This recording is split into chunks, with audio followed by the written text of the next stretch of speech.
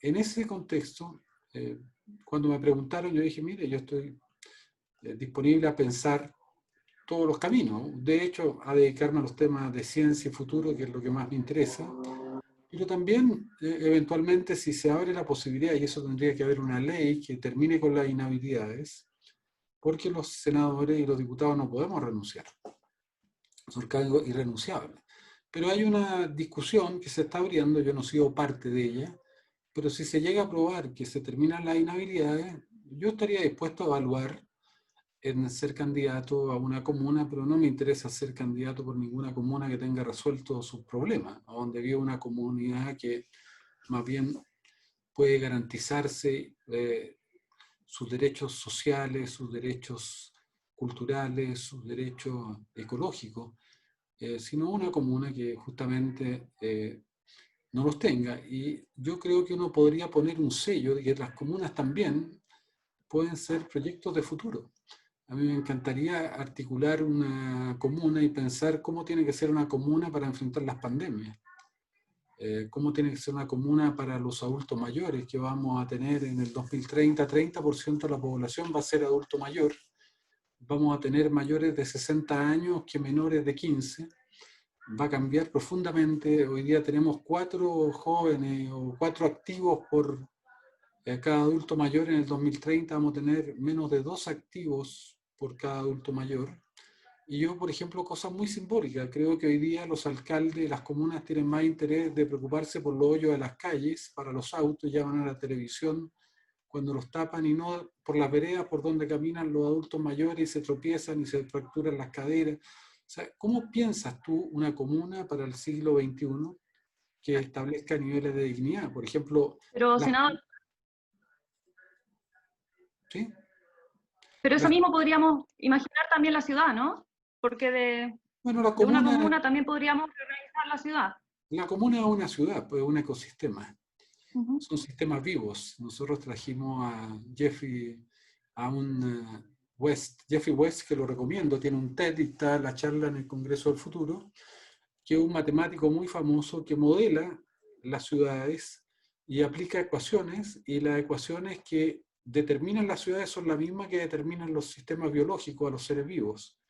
Es decir, finalmente cuando los seres humanos constituyen comunidades, constituyen sistemas, esos sistemas se comportan como sistemas biológicos y como sistemas vivos. O sea, tiene códigos escondidos, como tiene todo el universo y como tiene toda la vida, que establecen ciertos, yo diría, ciertos niveles de complejidad que van emergiendo de acuerdo a los niveles de complejidad. Entonces, muy interesante. Entonces, una ciudad o una comuna es un ecosistema que tiene relaciones que, bueno, tal vez que nosotros por arrogancia, por desconocimiento, no hemos ido entendiendo, y recién ahora se empieza a comprender mejor la dinámica de las ciudades, pero de todas maneras, yo creo que tienen que haber ciudades que disminuyan la movilidad, donde a futuro las personas trabajen, estudien, vivan, tengan áreas verdes, tengan parque, tengan actividad física, tengan cultura en los mismos Sí, lugares donde vivan. pero con la pandemia nos dibujó una nueva realidad, una nueva normalidad. Y la posibilidad también de que sigan apareciendo nuevos virus, ya como este. Eh, ¿Cómo ve usted la ciudad, la movilidad hoy día? O sea, ¿cómo deberá adaptarse la ciudad para que siga la actividad humana? Lo primero es que el ser humano tiene que entender que la pandemia es un síntoma más. Es así como el calentamiento global no es una cosa aislada, no es un hecho casual y no se pueden tratar los síntomas. Yo creo que de una vez por todas hay que tratar las causas. Y la causa de las pandemias es exactamente la misma que está generando otros cataclismos y tiene que ver con la manera de habitar los ecosistemas, con la manera de habitarnos y relacionarnos con el resto de los seres vivos. Los virus que nos están atacando son virus que normalmente viven en huéspedes animales. Así como los virus tenemos virus humanos, por eso se llaman zoonosis, son infecciones que transmiten los animales a los humanos. Esa es una zoonosis. Y este es un coronavirus, es un virus que es propio de algunos animales, como la civeta, como el pangolín, como el murciélago, que normalmente no se relaciona con los seres humanos. Pero cuando el ser humano empieza a deforestar, empieza a intervenir otro ecosistema, especies que antes no se relacionaban estrechamente empiezan a relacionarse estrechamente. O cuando, por ejemplo, los seres humanos empiezan a comer animales que nunca habían comido. Por ejemplo, al comer murciélagos y al comer pangolines, como ocurrió en China. O, por ejemplo, cuando tú tienes tráfico de animales exóticos. En Estados Unidos todos los años ingresan más de 1.500, perdón, cada 10 años 1.500 millones de animales exóticos ingresan legal e ilegalmente a Estados Unidos. Por ejemplo, y a Chile también, pero en menor cantidad, desde tortugas, lagartos, pájaros. Entonces tú estás alterando totalmente los ecosistemas. Entonces, además, yo quiero recordar que todos los seres vivos somos simbiontes, todos somos un ecosistema. Cada uno de los que está acá presente tiene más células, o tiene más bacterias en su cuerpo que células propias, tiene muchos más virus que habitan nuestros cuerpos que células humanas. De hecho, en un cuerpo humano, el 99% de los genes que tenemos son bacterianos. Solo el 1% de nuestros genes en nuestro cuerpo son humanos. El 40% de las moléculas que están en nuestros cuerpos, en nuestra sangre, son bacterianas. Las bacterias están incidiendo en nuestro comportamiento, en nuestro estado de ánimo. Hay estudios que demuestran incluso que las bacterias decidirían la pareja sexual que uno tiene. De hecho, hay un estudio con Drosophila, mosca de Drosophila, que elige determinadas parejas sexuales y tú le das antibióticos, se eliminan sus bacterias y cambia de pareja sexual.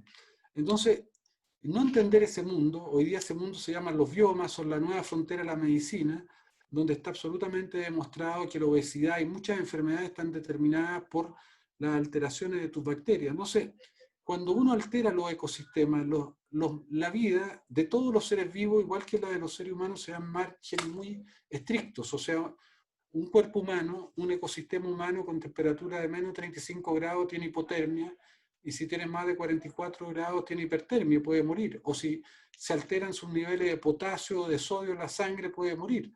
Bueno, todos los seres vivos viven en rangos muy estrechos. Y cuando tú cambias esos rangos de temperatura, de química, de radiaciones, empieza a alterar el fenómeno de la vida y empieza a alterar la información, sobre todo la información genética. Por ejemplo, si yo tomo a una persona que es fumador, le hago un test de mutaciones, tiene millones de veces más mutaciones que una persona que no fuma en la boca. Y lo mismo sucede con sus bacterias y con sus virus. Entonces, al alterar no solamente la manera de convivir con la otra especie, lo que tú estás aumentando la tasa de mutaciones normales que tiene un virus o que tiene una bacteria o que tiene una célula. Todos tenemos mutaciones, todos tenemos cánceres, pero nuestros sistemas inmunológicos los van eliminando.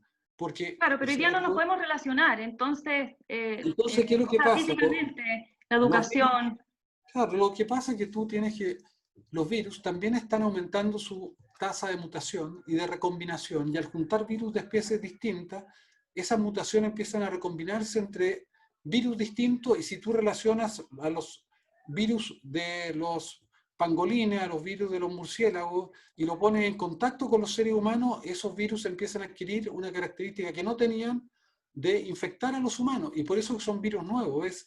Estos virus no tenemos inmunidad porque no tienen historia, porque nunca en la historia de la humanidad se habían relacionado con un humano o una humana, y ahora nosotros no tenemos cómo defendernos, no tenemos historia evolutiva de relaciones con ellos. Bueno, pero las mismas razones que determinaron la pandemia actual, esas mismas razones van a determinar nuevas pandemias. De hecho, esta pandemia se advirtió en el año 2003 por un grupo de científicos de China, de Hong Kong. De hecho, la propia Janet Vega, especialista chilena que fue subsecretaria de Salud, hizo un estudio internacional en el año 2009 señalando que iba a venir una pandemia de coronavirus.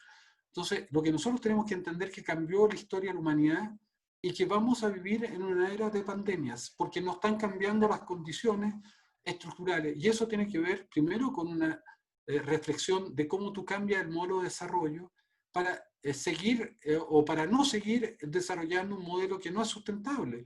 No podemos vivir en un modelo del úsalo bótalo. El concepto del mundo de las bolsas plásticas que duran 5 minutos y tú las desechas y las transformas en un contaminante que está destruyendo la vida de los seres humanos y de todos los seres vivos, no es consistente. Este concepto del crecimiento ilimitado no es real. La vida es limitada, los ecosistemas son finitos. Hay que hablar de crecimiento en actividades nobles, como la energía renovable, la energía solar, en salud, en educación, pero de crecimiento en todos estos bienes que son suntuarios, que no son fundamentales. Un celular no puede durar 5 meses y después lo botas, porque es un tema de estatus.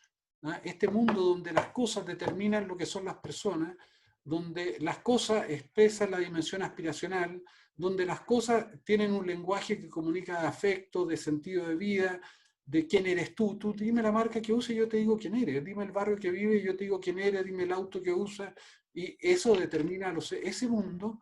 No es viable, no podemos seguir viviendo en un mundo donde comer carne se transforma, eso es imposible, es inviable, el planeta no resiste 9.500 millones de personas viviendo de la manera que hemos vivido porque estamos caminando hacia un cataclismo. Entonces, primero, una reflexión mayor de cambiar nuestra manera. Tienen que haber nuevos indicadores, no puede ser solo el Producto Interno Bruto, tiene que haber indicadores sociales, porque tampoco una sociedad tan desigual como las nuestras es viable, va a tener estallido social en Chile o en Francia o en Brasil.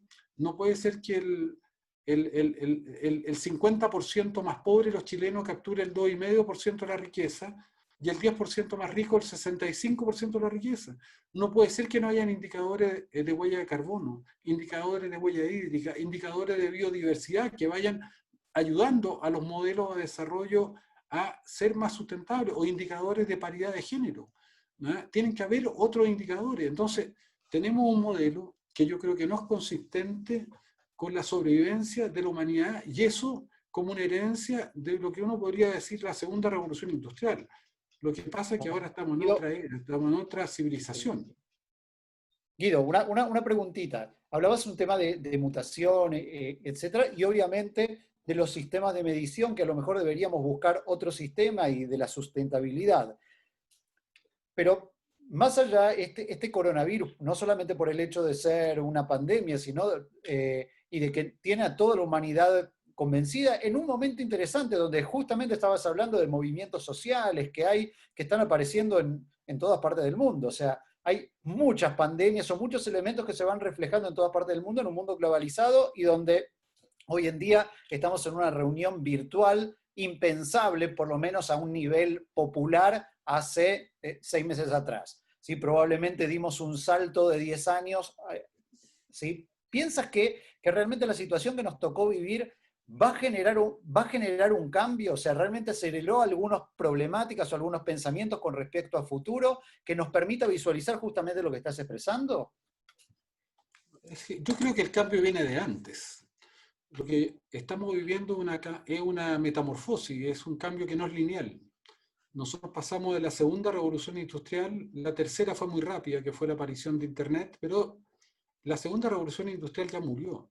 Pero el problema es que toda la sociedad, toda la manera de pensar que tenemos, toda la manera de gestionar nuestras vidas, de gestionar la economía, de gestionar la democracia, de gestionarnos y relacionarnos entre nosotros, son un modelo de gestión que es hijo de la segunda revolución industrial. Todo el modelo del Estado, el concepto de democracia representativa tiene que ver con o fue consecuencia de la segunda revolución industrial. Entonces, ¿qué es lo que es importante? Ese mundo ya no existe. Pero nosotros seguimos pensando, las universidades siguen formando, la educación sigue enseñando como si nada hubiera cambiado. Exacto. Entonces, ¿qué es lo que hay? La segunda revolución industrial o el siglo XX tiene una característica que tú gestionabas la certeza, la certidumbre. Era un mundo de certidumbres.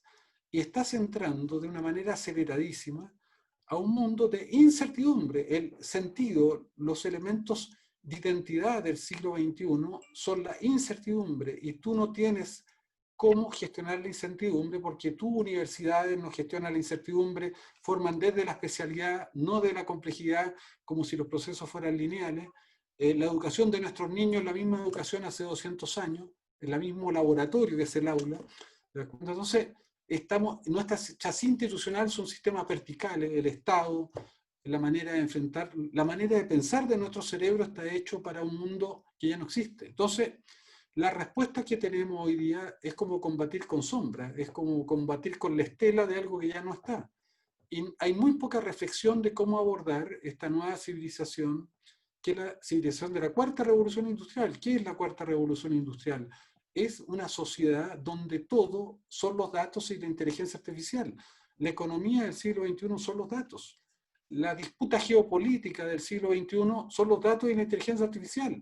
Si ustedes leen por qué Trump no quiere que esté TikTok en Estados Unidos, es porque dice porque nos viene a quitar los datos, viene a capturar datos. Entonces, ¿por qué Huawei versus Google? La tercera guerra mundial. Ya no son porque la geopolítica, el poder del siglo XXI lo va a tener quien domine y controle los datos y quien controle y domine la inteligencia artificial. Entonces cambió el mundo, pero eso, la inteligencia artificial lo está cambiando todo. Pero es un mundo que se gestiona fuera del alcance de las instituciones, porque las instituciones se quedaron pegadas, como yo decía, combatiendo la sombra de algo que no existe, de la segunda revolución industrial y de una manera de vivir. Y lo que tenemos que aprender es a gestionar la incertidumbre. Ahora, el siglo XXI va a ser un mundo de incertidumbre. Primero, la tecnología avanza a escala exponencial, como nunca antes en la historia de la humanidad. Nosotros estamos acostumbrados a lo escrito durable. No se reactualiza. Vamos a vivir en una era donde lo digital se reactualiza, cambia. Es como una página web, yo lo puedo modificar, ya no existe lo establecido. Entonces, cambian conceptos que son, en el mundo que nosotros vivíamos, en el mundo analógico del siglo XX, cuando yo estoy pensando y hablando contigo, estoy hablando a 300 metros por segundo, que es la velocidad de mis neuronas. Ese es el potencial. Pero cuando yo introduzco cualquier cosa en lo digital, o cuando estoy hablando con ustedes a través de esta pantalla, eso transcurre a 300 millones de metros por segundo. O sea, es otra realidad, es la velocidad de la luz, que es otro mundo, es otro planeta. Entonces, nosotros no tenemos conciencia que eso está determinando un proceso donde ya el futuro y el presente no están uno delante del otro, están pegados. Dijo Einstein que cuando el hombre llega a la velocidad de la luz íbamos a perder la noción del tiempo. Bueno, eso es lo que pasó, es lo que pasó. Tú tienes que hoy día el tiempo es infinito y el espacio no existe. Porque como yo me puedo relacionar contigo inmediatamente o podría estar haciendo esta reunión en China con nosotros, no hay espacio. El espacio virtual no existe, no, pero el espacio se hace infinito. Un segundo en nuestra era analógica no era nada, no es nada en la vida de uno, pero un segundo en la era digital es infinito. Quiero recordar que el Big Bang, que es un fenómeno cuántico, cuando iba a transcurrir un segundo de la creación del universo ya estaba todo lo que conocemos formado. Por lo tanto, es otra realidad y nosotros estamos viviendo en esa otra realidad que es la era cuántica, que es la era de este nuevo territorio que es el mundo, este ciberterritorio. Y entonces, ¿esto qué quiere decir? Por ejemplo, que un segundo puede cambiar la historia de la humanidad. De hecho, 2/3, 80% de las decisiones de bolsa, diría que son las más importantes, la decisión económica, no la toma en seres humanos ya, y se toman en millonésimas de segundo. Entonces, estamos viendo otra escala y tal vez no hay conciencia de que esa otra escala cambia todas las relaciones, cambia las relaciones padre-hijo. Además, los cerebros de los niños son distintos a los cerebros de los que somos analógicos. Los que aprenden mundo Daniel virtual. Farca le quiere hacer una pregunta. Dale, Dani. Hola.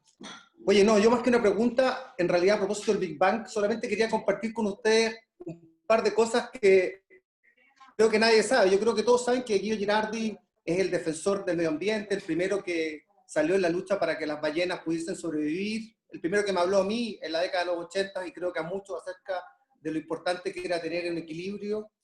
Pero lo que no saben muchos es que cuando nadie se atrevía a ir a Israel por la intifada, ni siquiera algunos líderes judíos, Guido Girardi la vi, me acompañó no una, sino 2 veces, y que le encanta Cesárea, y que producto de el Congreso del Futuro, Guido se ha hecho muy amigo de un intelectual israelí muy importante que es Yuval Harari. Y sobre eso quería preguntar, Guido, sobre tu experiencia con Harari, cómo eso lo has podido integrar a tu vida, a cómo ves la sociedad, cómo ves el futuro.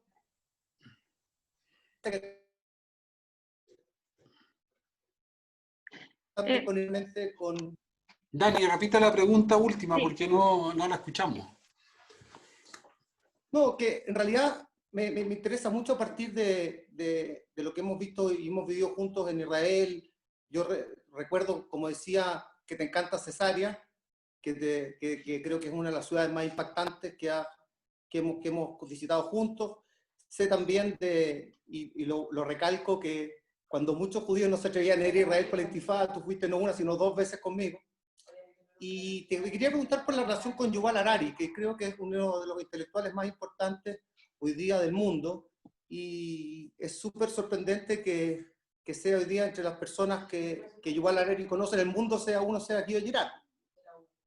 Bueno, mira, lo primero, yo, es cierto, yo era presidente del PPD y Daniel Farca me insistía que estaba viviendo Israel una situación muy dramática, muy dura, y que necesitaba que había chilenos que estuviéramos en política, visitáramos Israel, como una señal de comprensión del proceso que están viviendo. Y pasó algo muy especial, porque esta invitación me la hizo Daniel con 2 amigos míos judíos que eran muy cercanos, que eran Chaulson y Rosenbluth en ese tiempo. Y claro, preparamos este viaje, pero las cosas se fueron poniendo cada vez más feas. Y entonces 2 días antes del viaje, Rosenbluth y Chaulson dijeron que era muy peligroso y que no iban a ir.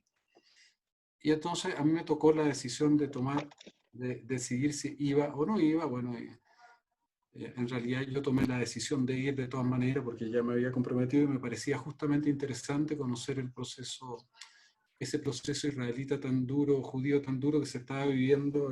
Y fuimos y recorrimos todos los lugares y fue una muy buena experiencia. Yo estoy muy contento de haber podido conocer también esa otra parte, porque todo tiene 2 miradas respecto a la situación de Israel y su situación con sus vecinos. Entonces, ahora, respecto a Yuval Harari, yo invité a Yuval Harari a Chile, al Congreso del Futuro, y a mí me impresionó mucho el personaje porque me tocó leer su primer libro y lo invité inmediatamente y tuvimos la suerte que vino. Además, quiero decirle que Yuval Harari, nosotros no le pagamos a nadie. Hemos traído a 600, 700 los más importantes filósofos científicos del planeta, nunca nos han cobrado, tal vez el único encuentro científico que vienen gratis. Yo tengo amigos que organizan encuentros científicos en la ciudad de la idea en Puebla, en México, me dice, oye, pero ¿cómo lo invitas tú?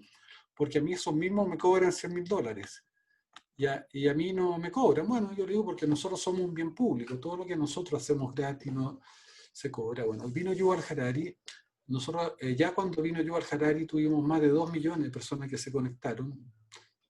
Y fue muy interesante, y además me tocó estar con él una semana porque lo invitamos a la Antártica y lo invité a Torres del Paine, porque la retribución que le hacemos es justamente no pagar, pero le pagamos pasaje y lo llevamos a lugares interesantes de Chile, que puede ser a Alma, a Paranal o a las Torres del Paine y a la Antártica. Bueno, a mí me pareció muy interesante el personaje y lo que plantea Yuval Harari yo creo que está en la esencia de lo que conversábamos, de para dónde camina este mundo que estamos construyendo. Y entonces la reflexión mía es la siguiente. La tecnología y la ciencia, sin ella no podemos vivir, no está en discusión. No podríamos alimentar a los 9.500 millones de habitantes que vamos a tener en el 2050, ni podríamos transportar a nuestra humanidad, ni vestirla, ni que tuviera espacio de ocio. O sea, nosotros vamos a sobrevivir gracias a la ciencia, a nuestro cerebro, a la tecnología, a la innovación. Yo creo que eso no está en discusión. El problema es como la energía nuclear. La energía nuclear tiene siempre 2 caras, una cara benéfica y una cara oscura, o un uso inadecuado, un uso que puede ser contra la humanidad. Y el gran desafío y el gran debate que hoy día hay es que yo pienso que la ciencia y la tecnología están en manos de quienes no tienen una mirada humanista de la sociedad, o una mirada solidaria de la sociedad, o una mirada altruista, empática de la sociedad. Y eso es muy peligroso. Así como es peligroso la ciencia cinética. La ciencia cinética puede ser muy peligrosa y tiene que estar acompañada siempre de la filosofía, del arte, de la cultura, de la música, porque te puede llevar a caminos que pueden ser sin retorno. Y entonces el debate que plantea Yuval Harari, en cierta manera, es ese. ¿Y cuál es la contradicción que en cierta manera devela Yuval Harari? Lo que él denuncia es la construcción de un tecno-neoliberalismo, que en el fondo ese tecno-neoliberalismo se ha ido apropiando de este gigantesco poder del siglo XXI, que son los datos y que son la inteligencia artificial, y lo digo monopolizando. Y en el fondo lo que está haciendo él, lo dice en cierta manera, pero lo dijo mucho más claramente cuando él fue a Silicon Valley. Lo que hace Yuval Harari es una crítica a la visión antihumanista que tiene Silicon Valley y a la ideología que está detrás de Silicon Valley y de la Singularity University. Y donde lo que hace Yuval Harari, en cierta manera, es un rescate del humanismo liberal. ¿Y por qué digo esto? Porque la esencia de Silicon Valley, de Google, de todas estas plataformas que obedecen a la misma, si se quiere, ideología, esta tecno-ideología que ha ido tomando una hegemonía muy importante en el planeta, el que ha hecho que además ellos controlen monopólicamente todos los datos de la humanidad en Occidente, y que haya privatizado Internet. O sea, Internet hoy día no es un espacio de libertad como lo crea Tim Berners-Lee en el año 92, de autonomía. Internet está privatizado. Internet, ustedes no tienen alternativa a Google, a Facebook, como no tienen alternativas sino esas. Y entonces lo que plantea Yuval Harari, que me parece muy interesante, es que la disputa, además de las disputas que son herencias del siglo XX, la disputa por la igualdad, la disputa por la preservación del medio ambiente, por la preservación del planeta, lo que está en disputa es la concepción del ser humano. Que esa es la disputa central que hoy día está en cuestión. Y él lo plantea muy bien. ¿Y por qué esto? Porque en el humanismo liberal no importa, no importa si es más de izquierda, si es más de derecha, en la concepción del humanismo liberal es el humano el que le da sentido a toda la existencia del universo. Entonces, es el humano quien mejor puede decidir sobre su propia vida, darle sentido a la vida. Es el humano quien mejor puede decidir por quién votar, es el humano quien puede decidir qué pareja elegir, es el humano que puede decidir qué comprar.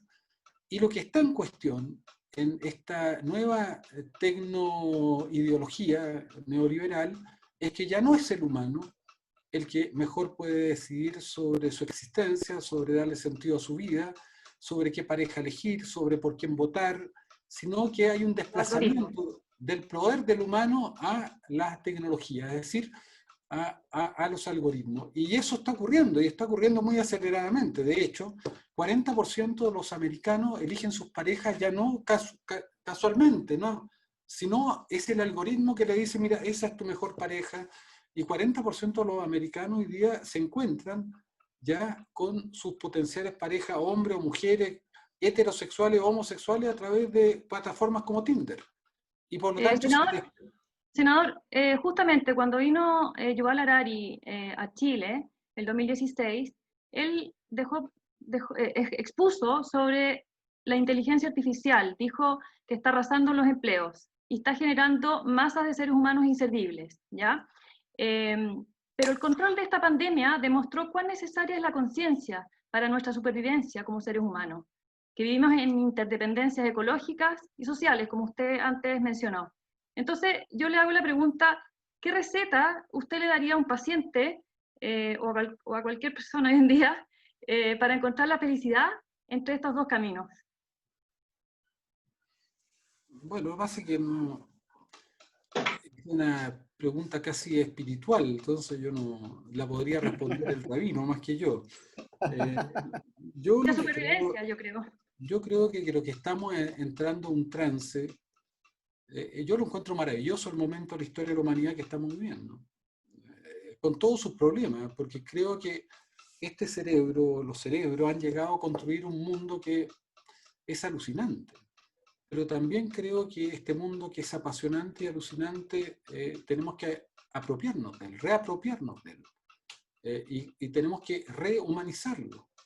Y creo que ese desafío de deshumanización que estamos viviendo es muy complejo porque cuando yo digo aquí se está desplazando el poder del humano, la decisión del humano, la existencia del humano a la vigilancia algorítmica, no es solamente que un algoritmo termine decidiendo por quién votar, como Cambridge Analytics, qué pareja elegir o qué comprar, sino que nos están neuroprogramando.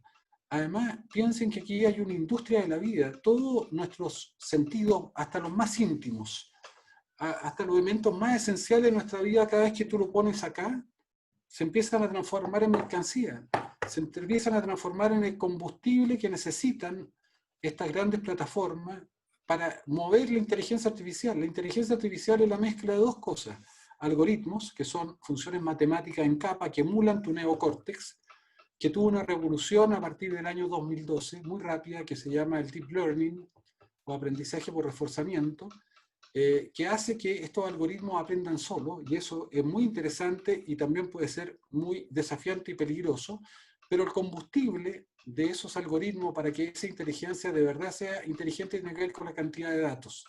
Y este tecnomodelo ha hecho y nos ha convencido y ha transformado en casi una compulsión que nos sentimos obligados a regalarle los datos. Aquí no hay aplicaciones gratuitas, esas aplicaciones gratuitas se financian monetarizando nuestros datos y hay una verdadera industria de la vida.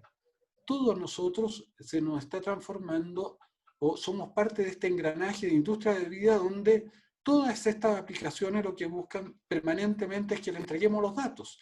De hecho, las fake news no son fake news. ¿Por qué existen las fake news? Existen porque evolutivamente nosotros estamos cableados.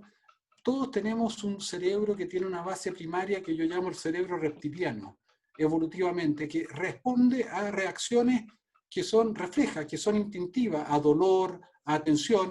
Entonces, por ejemplo, ¿por qué las redes sociales tienen tanta violencia, tanta agresividad, tanta irritación? Porque nuestro cerebro atiende. Cuando hay irritación, cuando hay violencia, cuando hay descalificación, nuestro cerebro se conecta. Es como el reptil cuando veía o intuía el peligro, y liberamos hormonas, liberamos dopamina, igual que cuando se come azúcar y sal, somos adictos a eso. Entonces, ¿por qué? Porque la gran disputa hoy día de las redes, la disputa más importante es la lucha por los cerebros. El recurso más escaso en la era digital, ¿saben cuál es? Es la atención. Y hoy día, ¿cuál es el competidor más importante que tienen las redes sociales y las plataformas? El sueño. Cuando las personas no están conectadas. Entonces, cuidado, hay toda una lógica de neuromanipulación, de neurohacking, que estamos siendo objeto, pero lo interesante es que aquí lo que está en disputa es la esencia misma del humano. Y como dice otro filósofo que se llama Byung-Chul Han, no sé si lo han podido leer. ¿Cómo se llama? Byung-Chul Han, que yo se lo recomiendo, yo lo he tratado de invitar al Congreso al Futuro, pero es muy duro incluso la última vez me pidió que para venir al Congreso al Futuro necesitaba una casa a la playa, un piano, comida coreana. Yo le dije, mira, me conseguí la casa en la playa, me conseguí el piano, te tengo chef coreano, bueno, pero él es un súper personaje si uno quiere entender este mundo digital y cómo lo quiere. Y Byung-Chul Han un poco lo que dice que hoy día, como este mundo, esta realidad digital, esta nueva era que estamos viviendo, esta nueva economía es la economía de la reputación, es la economía del comportamiento. Entonces, ya no existen los cánones tradicionales. Entonces, las personas ya no se relacionan a través de mecanismos de evaluación tradicional. Piensen en Uber. Primero, Uber no necesita leyes, no necesita parlamento, no necesita sociedad, es una tecnología. Y luego, Uber no necesita fiscalizadores, funciona en otra economía. Yo te evalúo a ti, yo evalúo al chofer, el chofer me evalúa a mí, eso se llama una economía reputacional. Cada vez más los seres humanos vamos a tener una identidad reputacional en la red. Y al final no voy a ser yo Guido Girardi, va a ser el yo virtual de Guido Girardi que va a interaccionar con el yo virtual de Daniel Farca, con el yo virtual del Rabino.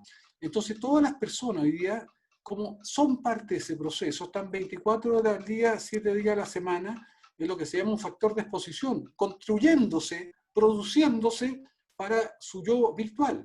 Entonces lo que dice Byung-Chul Han es que hoy día cada uno de nosotros es esclavo y amo de sí mismo, porque es empresario de su propio yo, de construcción de su propio yo virtual, porque ese es el factor de relación y de transacción. Pero ese participar en el yo virtual no genera un nosotros, no genera una comunidad. Entonces, antes podíamos decir era una sociedad sin conexión, y hoy día somos un mundo que tiene conexión pero sin sociedad. Entonces estamos en el mundo del aislamiento y por eso que él habla de la sociedad del cansancio. Es muy interesante. Entonces dice que finalmente, en este mundo donde parece que estamos unidos, pero que en realidad estamos separados y aislados, lo interesante que plantea él es que eso produce agotamiento, que eso produce depresión. Y por eso yo pienso que los síntomas más profundos del mundo que viene va a ser la depresión. Y eso acompaña lo de lo que tú decías. La inteligencia artificial, todos los modelos señalan, todos. El más interesante que yo recomiendo se llama de Osborne y Frey, que fue hecho por la Universidad de Oxford en el año 2013, que incluso cuando todavía la inteligencia artificial no era lo potente que era hoy día, porque ellos lo hicieron con la evaluación del modelo de inteligencia artificial que había en el año 2013, la inteligencia artificial progresa 100 veces de un año a otro, y los datos, que son el insumo, se duplican de un año a otro al doble. Entonces, la inteligencia artificial está progresando, y entonces, pero ellos miraron esto en relación a la inteligencia artificial que había en el 2013, y el modelo que previeron es que al 2030 la mitad de los empleos iban a desaparecer. Y por ejemplo, yo soy médico, no voy a poder competir con un algoritmo de Watson, ya no puedo competir hoy día. Pero lo interesante es que no solamente van a desaparecer los empleos porque la inteligencia artificial y los robots tienen ventaja. Primero son más baratos. Ahora, antes los robots eran caros, pero a futuro ya tienen el cerebro ya lo tienen en la nube y se van actualizando permanentemente. No necesitas cambiar al robot porque su inteligencia progresa exponencialmente, pero como está en la nube, todos los robots van aprendiendo cosas y van subiéndola a la nube y en la nube se van reactualizando y es un fenómeno exponencial. Pero ¿qué es lo que pasa? Un robot trabaja 8.700 horas al año y un humano 1.700. No tiene sindicato, no se enferma, no tiene licencia médica, no tiene embarazo, no tiene postnatal. Y con el costo que cuesta tener pagar un trabajador en un año, hoy día tú puedes ya tener un robot. Entonces vamos a avanzar muy rápidamente a un reemplazo del empleo y luego va a tener otro fenómeno, que es el fenómeno Uber, que a futuro en la institución del trabajo con contrato fijo, con asalariados que tienen cotizaciones previsionales, que tienen cotizaciones de salud, van a ir desapareciendo. Tú vas a tener que por costo de transacción a la empresa a futuro, no le va a convenir tener una persona contratada a salario fijo permanente, sino que le va a convenir contratar por tarea a una plataforma, al técnico, al ingeniero, entonces, pero sin contrato de trabajo. Entonces, ¿qué es lo que pasa? Por eso yo digo cómo se gestiona la incertidumbre en un mundo incierto, donde tú vas a tener tecnologías que caminan aceleradamente, cambio climático, desigualdad, crisis económica, pandemia. ¿Por qué? Porque tú vas a tener hoy día un modelo, por ejemplo, en Chile estamos trabajando sobre el nuevo sistema de previsión, pero el nuevo modelo de previsión se basa sobre todo en que le vaya a pedir un 6% adicional de cotización al empleador. Pero ¿qué pasa cuando a futuro ya no hayan empleadores?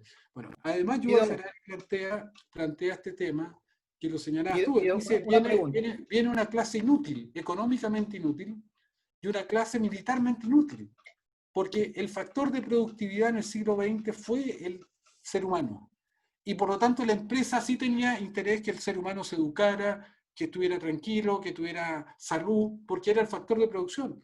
Hoy día el factor de producción ya no va a ser el humano, va a ser la tecnología.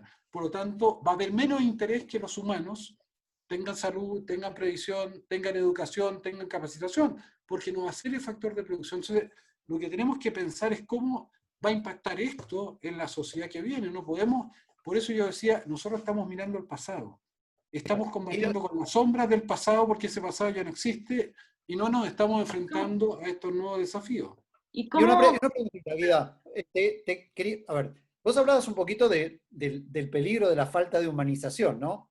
Parafraseando, digamos, a las investigaciones y que trae Harari en su libro, por ejemplo, estamos en un mundo donde hay más obesos que que hambrientos. Sin embargo, no son las decisiones de los algoritmos de que haya gente que no tenga para comer. O sea, la decisión humana está cargada. Ahí te voy a llevar al plano espiritual, porque si vamos a dejar los trabajos como los conocemos van a desaparecer, ¿sí? Y hay un tema. Queremos formar, hablabas de la transformación del cerebro de los jóvenes. Nuestra educación no debería estar orientada hacia cuál va a ser el sentido de la vida cuando no tengas que salir a trabajar para comer porque la comida va a estar resuelta. O sea, claramente no deberíamos trabajar o educar en espacios para que la gente se sienta plena y no frustrada o deprimida porque no tiene absolutamente nada para hacer, porque lo educaron para trabajar y ya no está ese trabajo. Pregunta.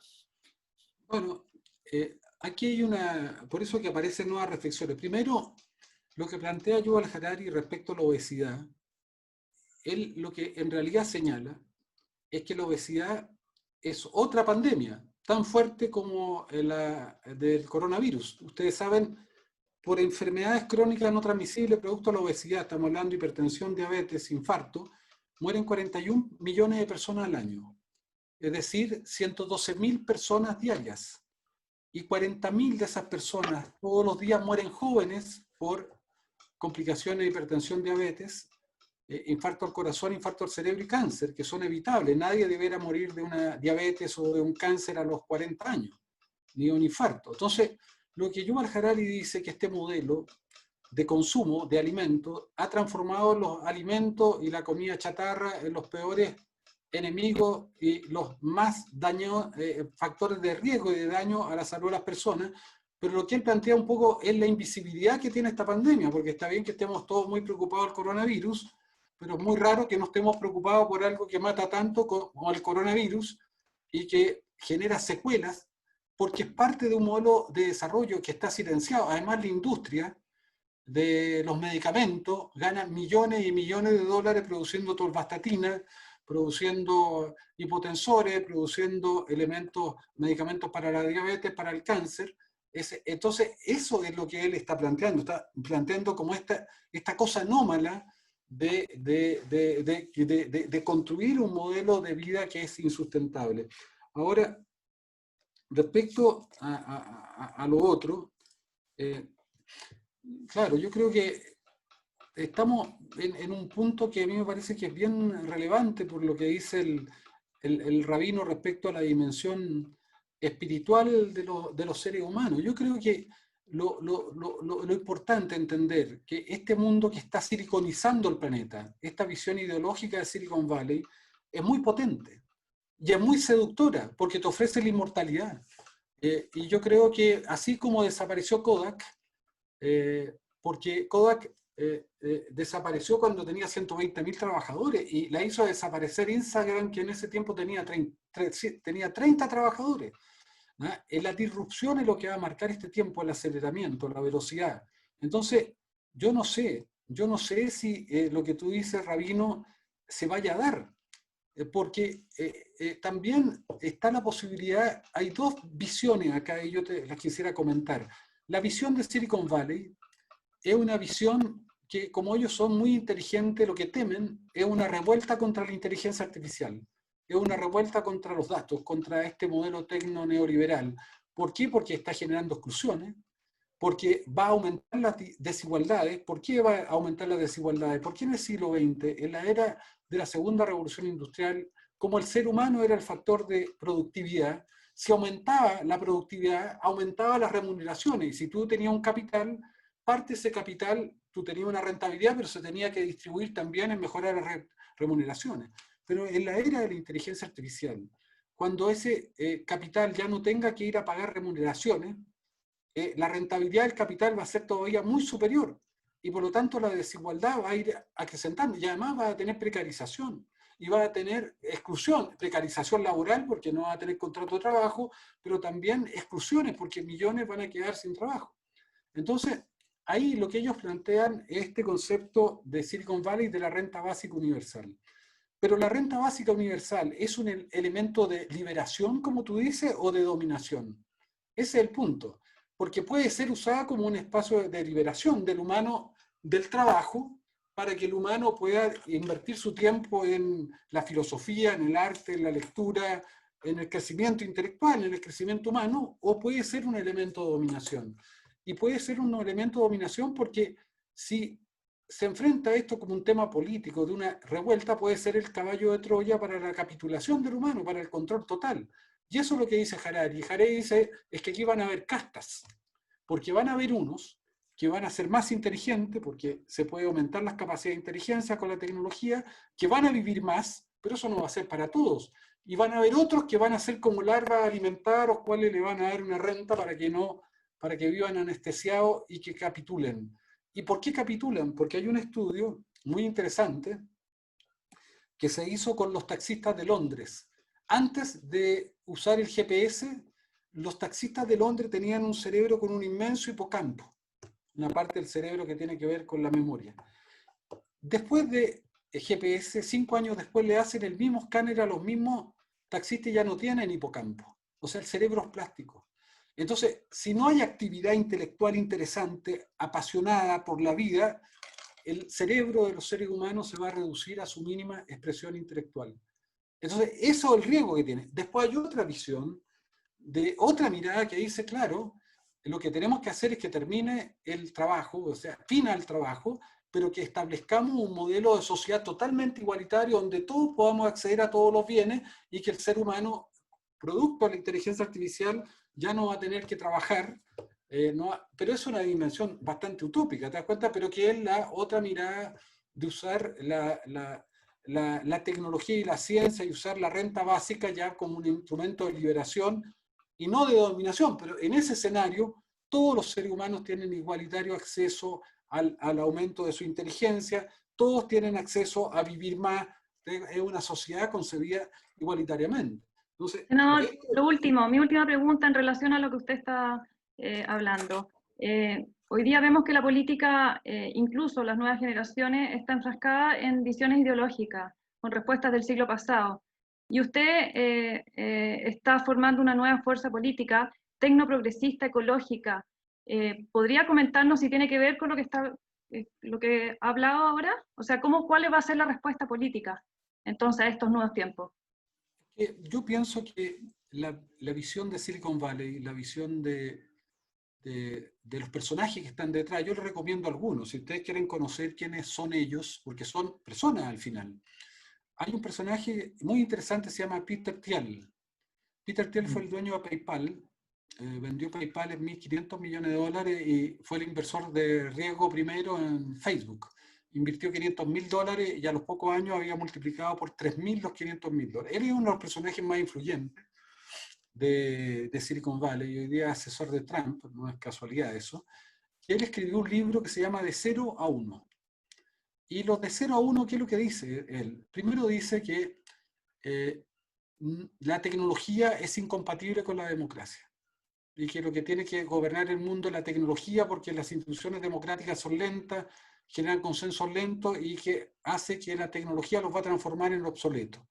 Luego plantea que no tiene que haber Estado ni tiene que haber sociedad, que el ser humano tiene que ser como una página web que se reactualiza permanentemente. Y justamente son ellos los que están planteando este concepto de la inmortalidad. Ellos son la base del transhumanismo, que es el movimiento más poderoso que existe en la faz de la Tierra. Tal vez no nos hemos dado cuenta nomás, porque cuando ellos dicen, el transhumanismo dice, nosotros vamos a hacer una disrupción de las religiones tradicionales, porque las religiones tradicionales, sea la judía, sea la cristiana, sea la islámica, lo que prometieron es una promesa que no pueden cumplir, pero nosotros, dicen, la tecnoreligión va a poder cumplir con la inmortalidad, va a poder cumplir con la felicidad eterna, con la abundancia. Y de hecho, es muy interesante que en Silicon Valley ya se crearon dos religiones. Una se llama Terracen, que la dirige una mujer que era gerente de Google y de Uber, que se llama Martin Ronsblatt, que invitamos a este Congreso del Futuro, va a venir. Y esa religión, su divinidad es la inteligencia artificial. Y después existe otra religión que se llama The Way of the Future, que creó Anthony Lewandowski, que también eran de estos gerentes de Uber y de Google, que ellos dicen, las religiones tradicionales murieron. nosotros somos las religiones que le van a dar sentido a la existencia, pero son los algoritmos, porque el concepto es, usted va a hacer mesurable todos los aspectos de su vida, los va a poner en el gran flujo de datos y un algoritmo le va a dar sentido a su vida y le va a decir qué hacer. Ese es un concepto de humano y ellos ya están trabajando en el poshumano por una razón, porque los transhumanistas, además de ser inmortales, pensar que van a ser inmortales, tienen como misión colonizar el universo y expandir la vida en todos los rincones del universo. Y ellos dicen, y tienen razón en eso, solo se puede hacer en un código binario. Ningún cuerpo humano puede viajar en el universo y habría que viajar a la velocidad de la luz.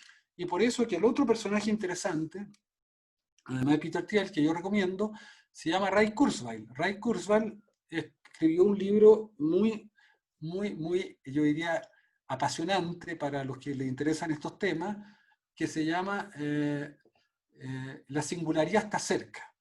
Y Ray Kurzweil no es cualquier persona, es el fundador de la Singularity University, que ustedes saben que es como la meca. Todos los emprendedores, judíos, no judíos, de izquierda a derecha, su sueño es ir una semana a Silicon Valley para que les cobren $15.000 y le hagan una terapia sobre estos temas.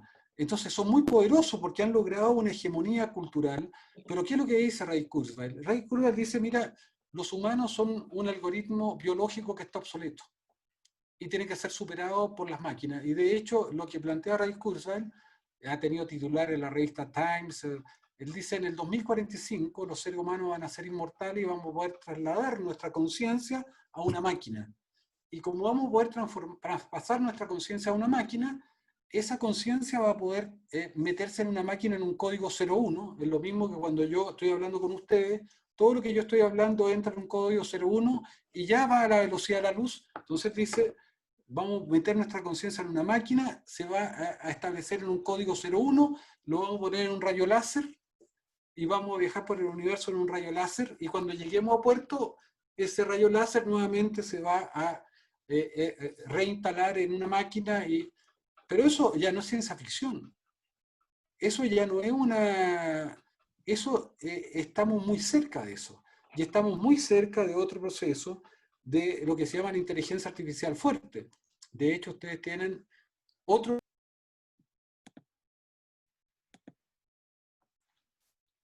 Está sin audio. Ahí. que plantea que una de las... lo planteaba Stephen Hawking también, que decía, cuidado la inteligencia artificial, porque la inteligencia artificial son procesos emergentes. Tú estás emulando el cerebro humano y hoy día la carrera es tan gigantesca hacia la búsqueda, al desarrollo de datos y al mejoramiento de la inteligencia artificial, que lo que está sucediendo es que nadie sabe si puede aparecer una inteligencia artificial fuerte. De hecho, lo primero que generó si uno quisiera una preocupación, no sé si ustedes escucharon alguna vez la competencia del juego de Go, donde Lee Sedol fue derrotado por un algoritmo que se llama AlphaGo.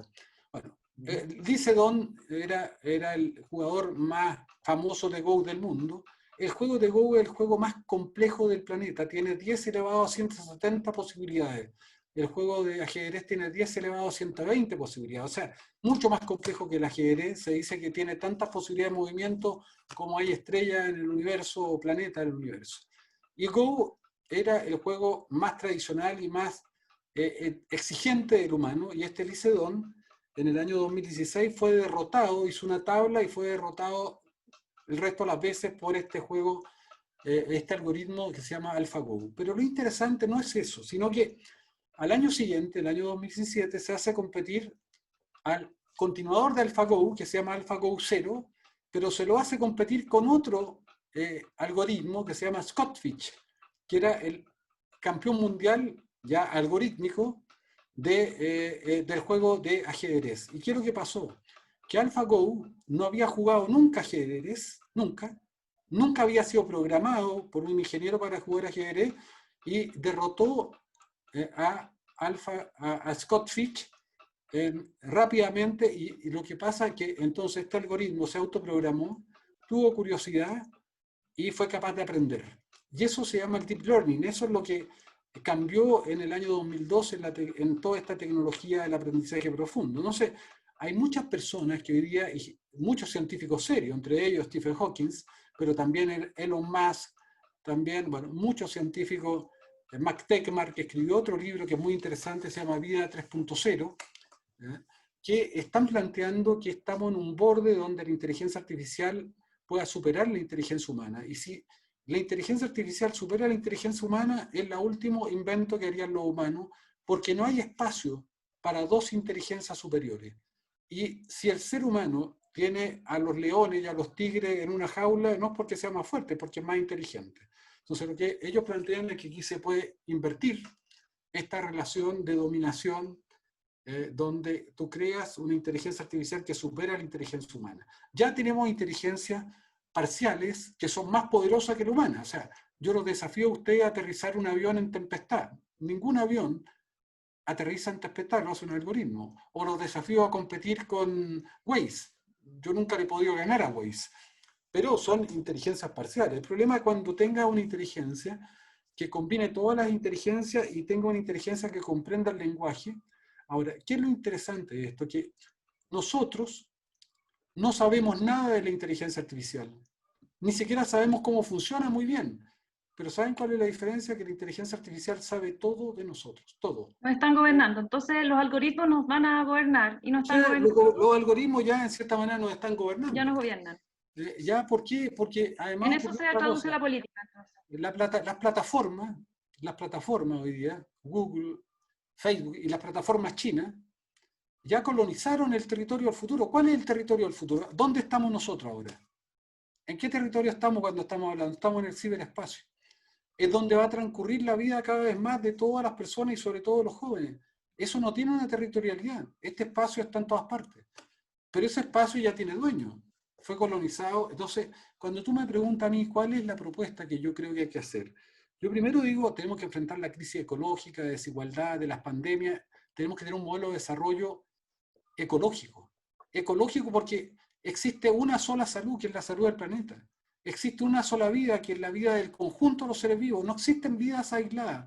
Olvídense, no existe la vida del ser humano sin las bacterias. Si no existieran bacterias, no habría oxígeno, no habría captura del CO2. No existe la vida aislada. Nosotros somos parte de un fenómeno de la vida que es una trama de vida conjunto. Si tú le quitas diversidad, vas a fragilizar toda la vida del ser humano igual. Y la prueba es el coronavirus. Un virus nos tiene en jaque a los humanos, pero es una venganza en la Tierra, como el calentamiento global. Entonces, primero entender que aquí hay un desafío ecológico. Por eso digo, un proyecto tiene que ser ecológico. Y luego tiene que terminar esta dimensión que yo creo que también nos afecta espiritualmente, esta dimensión de supremacía que tenemos sobre el resto de los seres vivos, y no entender que un árbol, una planta es un hermano nuestro, es un hermano distinto, que tiene inteligencia. De hecho, fue muy interesante cuando invitamos a Stefano Mancuso, este italiano que dice que las plantas son inteligentes, que tienen emociones, pero hay una evidencia científica ya de que tienen mucho más receptores, que tienen mucho más sensores distintos que nosotros, que se comunican entre ellas. Son desconocidos, claro, pero son desconocidos por nuestra arrogancia. Entonces, primero yo digo un proyecto ecológico y un proyecto que apunte justamente a reposicionarnos en la relación con el resto de los seres vivos para sobrevivir nosotros, no vamos a sobrevivir solos. Y en segundo lugar, yo digo, no pueden existir los niveles de desigualdad que hay entre los seres humanos.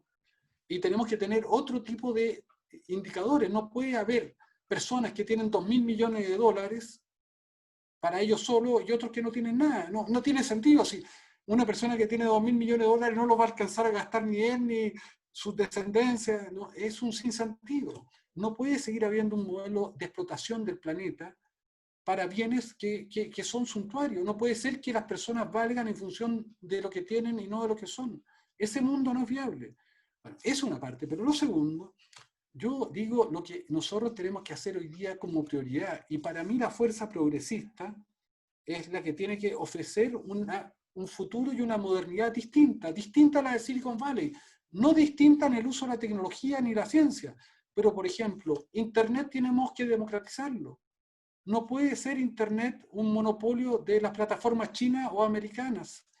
porque ellos van a controlar el futuro, nos van a controlar a nosotros.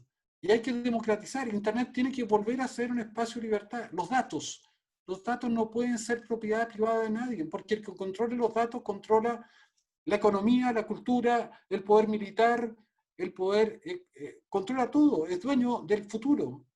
Ya las plataformas son dueñas del mundo. Ya las plataformas tienen nuestros datos, las chinas y las americanas. Ya las plataformas son los principales pensadores del futuro, ya no son las universidades, no son los países. Miren quién está yendo a ¿Democratiza Marte. con legislación, senador? Entonces, yo lo que pienso, por ejemplo, no es Estados Unidos que va a Marte, son las plataformas que están yendo a Marte. Son muy poderosas. Entonces, lo segundo, yo digo, la inteligencia artificial tiene que volver a ser un patrimonio de la humanidad, como la energía nuclear. No cualquiera puede usar la energía nuclear como quiere, la tiene que usar en función de ciertos protocolos. Y si no protocolizamos esto, vamos a ser vasallos de los chinos o vamos a ser vasallos de los americanos. Piensen que Europa, por primera vez, no está en la geopolítica del siglo XXI. Europa, que desde Roma había tenido un rol fundamental en la historia de la humanidad, al no tener plataforma y a sus datos estar en las plataformas americanas, por primera vez Europa se quedó sin instrumentos de gestión sobre el futuro. Yo estuve con Xi Jinping hace 4 años atrás en una mesa en China, me tocó estar con él, y fue increíble porque ¿qué dijo Xi Jinping? Yo voy a llevar a China a ser el líder, a hegemonizar el ciberespacio. Lo tenía muy claro, China está en eso. China está invirtiendo 80.000 millones de dólares por año en inteligencia artificial. Su principal disputa por la geopolítica es el control de los datos y el desarrollo de la inteligencia artificial. Y piensen que nosotros no existimos en eso. Estoy hablando de Latinoamérica y Europa tampoco. El año pasado vino el canciller francés a Chile. Yo tengo nacionalidad francesa y tengo buenas relaciones con ellos. Lo invité a cenar a mi casa y le pregunté, oye, ¿cómo va a ser Europa? ¿Cómo va a enfrentar Europa la nueva geopolítica y la disputa geopolítica entre China y Estados Unidos? Porque Europa no tiene ninguna plataforma. Sus datos los tiene Google, los tiene Facebook, los tiene Amazon, y los datos chinos los tienen los chinos. Entonces yo le planteé, bueno, a lo mejor ustedes van a tener que incorporar a Google a la OTAN para que los defienda. Entonces ese es el nivel de complejidad. Entonces yo digo, cuidado, estamos viviendo un mundo donde nosotros tenemos que recuperar el pilotaje democrático, tenemos que adecuar nuestras instituciones a esta nueva era digital, porque si no van a ser irrelevantes, van a ser intrascendentes, van a ser disruptadas.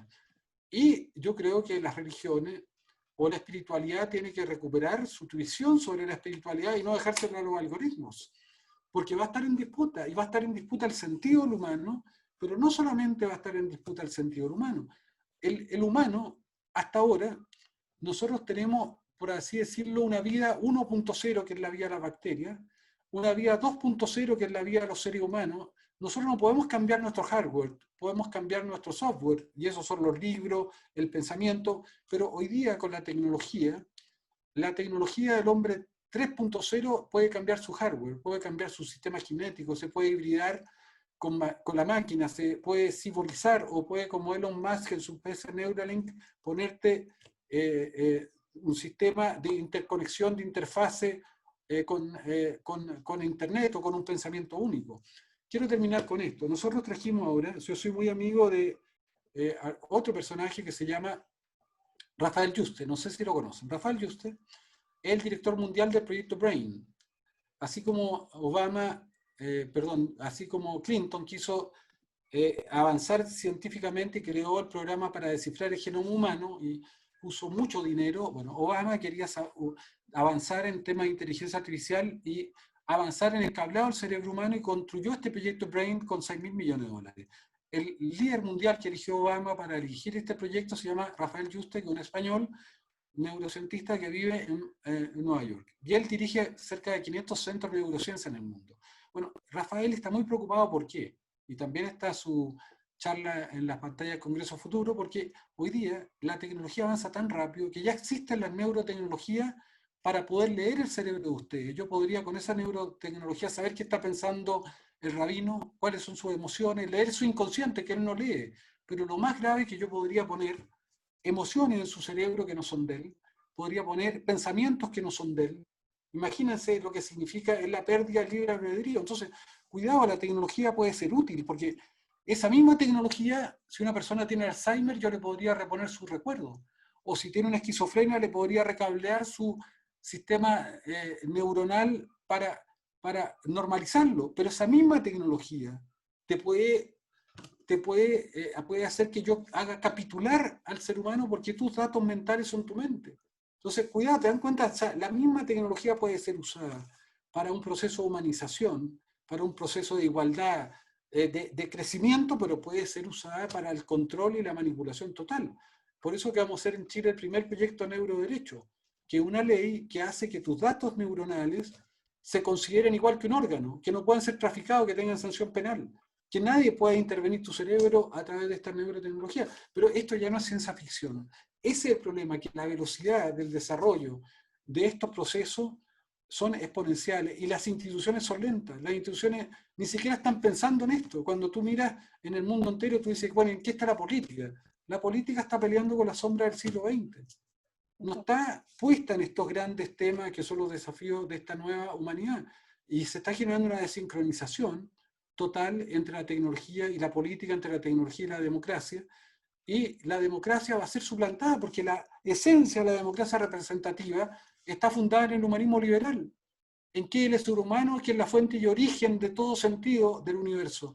Pero cuando el humano ya no es el que decide por quién votar, ya no es el que decide qué comprar, ya no es el que decide qué pareja tener, ni que decide qué arte ver, sino es una máquina, bueno, se terminó la democracia representativa, porque ella se funda en el humanismo liberal, en la dimensión de que es el humano el protagonista de su tiempo. Ya estamos dejando de ser los protagonistas, y eso es interesante, porque el transhumanismo es una nueva ideología que tiene su propia religión, que plantea que se terminó el humano, que aquí viene el poshumano. Y por eso yo digo, la lucha del siglo XXI no solo en la tradicional izquierda-derecha, es también aquellos que queremos ser conservadores del humano y aquellos que quieren superar al humano. Y cuando tú dices, el poder de Silicon Valley es gigantesco, porque si tú tienes un hijo y el vecino le aumenta su cerebro y tiene 100 puntos más de inteligencia que tu hijo, tú vas a dejar que tu hijo no le aumente su capacidad neuronal, porque si no se le aumenta se va a transformar en un discapacitado intelectual respecto al que sí la tiene. O así, a ti te dice, mire, usted puede vivir 500 años. ¿Qué vas a decir tú? No, yo no quiero vivir 500 años. O sea, combatir esa ideología es un combate muy desigual, porque te están haciendo una oferta que, cuidado, que no es solo una oferta de ciencia ficción. ¿Te das cuenta? Porque los avances de la tecnología son demasiado acelerados. Entonces, mi preocupación es que nosotros no estamos comprendiendo este otro escenario del combate intelectual, del combate espiritual.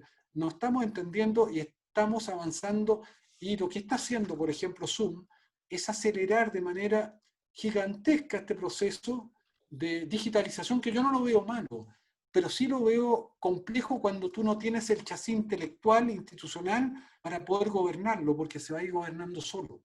Pero no se está gobernando solo, se está gobernando porque detrás de Silicon Valley están estos cerebros, que es Ray Kurzweil, que es Peter Thiel, que es Peter Diamandis, y detrás del modelo chino está el Partido Comunista Chino. ¿Te das cuenta? O sea, aquí no es casual. Guido, te queremos, pero agradecer, primero y principal, por hacernos reflexionar. Se nos amplía un poquitito el cerebro, ganamos un tiempo con respecto a la tecnología, así que mil gracias por hacernos reflexionar. Nos quedaríamos hablando, la verdad, sé que tu tiempo es valiosísimo y te agradecemos infinitamente que puedas haber compartido estas reflexiones con nosotros.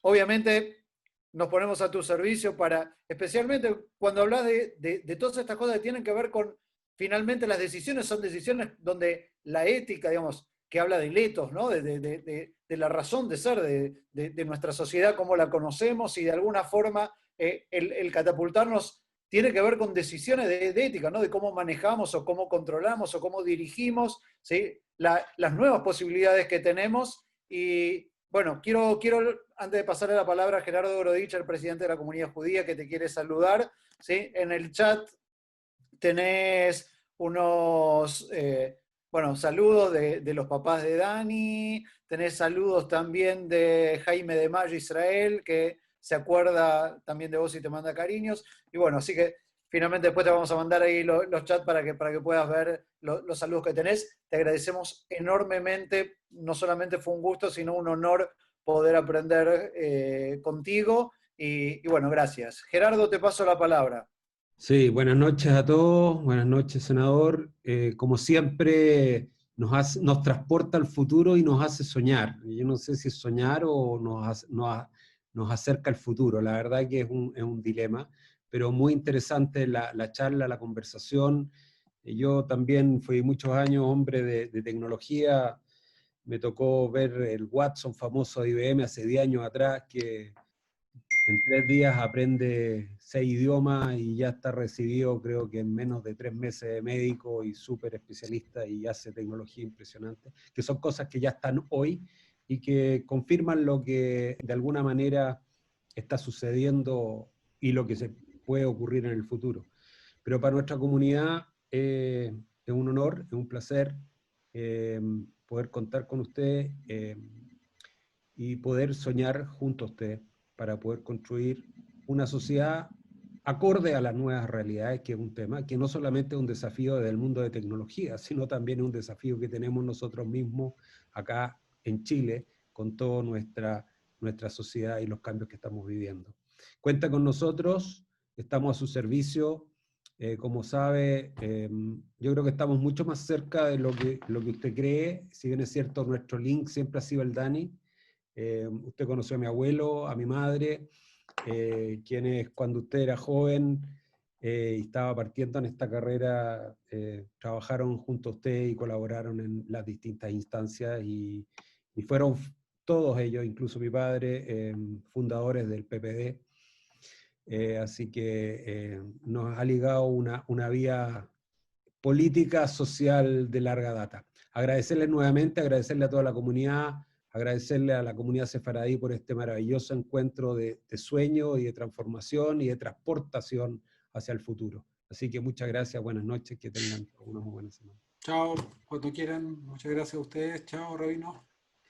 Chao, Guido, muchas gracias, en serio, un Que gran no honor y un placer que uno aprender vaya a contigo. pillar durmiendo la religión transhumanista. Me voy a reciclar entonces. No es broma, va a tener que, va a venir con un chip, Oye, el Un Intel, gran una abrazo. AMD. Abraham, Chao, que estén muy bien. Guido, la verdad que ha sido una clase magistral lo que nos has dado. 1 hora, casi 1 hora y media, y nos has dejado medio aterrado, te voy a decir, con todo esto que nos has contado. Uno esto lo veía en el siglo XX en las películas, y ahora estamos viendo que esto ya no es película, es una realidad, y una realidad que está ya, está aquí, está en todas partes del mundo. Así que primero que nada, muchas gracias. Segundo, nuevamente gracias, y como te dijo Gerardo, cuenta con nosotros para lo que necesites. Un gusto, muchas gracias, no, gracias a ti por haber tu tiempo y por habernos enseñado lo que nos enseñaste hoy día. Muchas gracias. Chao. Adiós.